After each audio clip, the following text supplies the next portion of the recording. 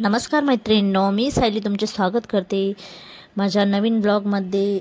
हा ब्लॉग झालेला आहे तो 1 महिन्यानंतर आलेला आहे आणि ब्लॉग उशिरा येण्याचे कारण की घराचं शिफ्टिंग आणि सासऱ्यांचं वर्षश्राद्ध होतं ते दिवाळीनंतरच झालं। पण त्याच्यानंतर आता आमचं जे आहे घराचं रिन्यूएशनचं काम चालू आहे आणि शिफ्टिंग आहे। तर शिफ्टिंग चालू असल्यामुळे ब्लॉग यायला उशीर झाला। तर 2 महिन्यासाठी आम्ही हे रेंटेड होम घेतलेलं आहे। हे बघा, छोटी शार्वी पण शिफ्टिंग, तिचं पण शिफ्टिंग झालेलं आहे एक प्रकारे जुन्या घरातून रेंटेड घरामध्ये। आणि सर्वप्रथम साफसफाई, खूप किचकट काम आहे साफसफाईचं। 2-3 दिवस साफसफाईसाठी गेले आणि मग शिफ्ट झाल्यानंतर त्याच दिवशी स्वयंपाक काय करायचा म्हणून मी इव्हिनिंगला संध्याकाळी फक्त मसाले भातच केला होता। कारण बाहेरचं काही आणून खायची इच्छा अजिबात नसल्यामुळे फक्त मसाले भातच केलेला होता।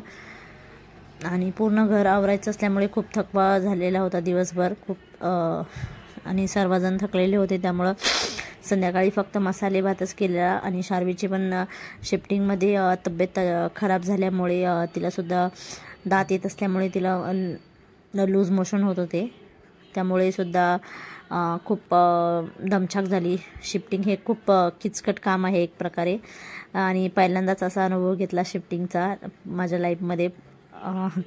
हे खूप शिफ्टिंग म्हणजे खूप अवघड काम आहे। तर हे जे आहे आम्ही आता 2 महिन्यासाठी घर घेतलेलं आहे, रेंटेड घर घेतलेलं आहे। आमच्या घराचं आता पूर्ण रिन्युएशनचं काम चालू आहे, टाईल्स, फर्निचर वगैरे। कारण आमचं जे घर आहे ते 30 वर्षापूर्वीचं जुनं आहे आणि आम्ही 2 वेळा रिन्युएशन केलं आहे। पण आता एक लास्ट रिन्युएशन आम्ही 14 वर्षापूर्वी केलं होतं। तर आता हे पुढील 2 महिन्यासाठी हे आमचं घर, हे आता आमचं घर असणार आहे। रेंटेड हाऊस घेतलेला आहे, पूर्ण आहे फर्निश्ड वगैरे, पण आम्ही जास्त काही यूज नाही करणार कारण 2 महिन्यासाठीच राहणार आहोत। कारण जसं काम थोडं म्हणजे 90% पूर्ण होईल तर आम्ही लगेच आमच्या घरात शिफ्ट करणार आहोत, फर्निचरचं जसं काम पूर्ण होईल तसं। आणि ते 2 BHK आहे, शेवटच्या रूममध्ये तसं पूर्ण सामानच ठेवलेलं आहे। जय स्वामी समर्थ। आम्ही हे आमच्या घरापासूनच गणपतीचं मंदिर आहे, जिथं आम्ही शिफ्ट झालो तिथं गणपती, स्वामी समर्थ आणि इथं जे आहे शनी मंदिर आहे। आणि आज संकष्ट चतुर्थीचा योग असल्यामुळे या मंदिरात मी गणपतीचं दर्शन घ्यायला आलो होतो।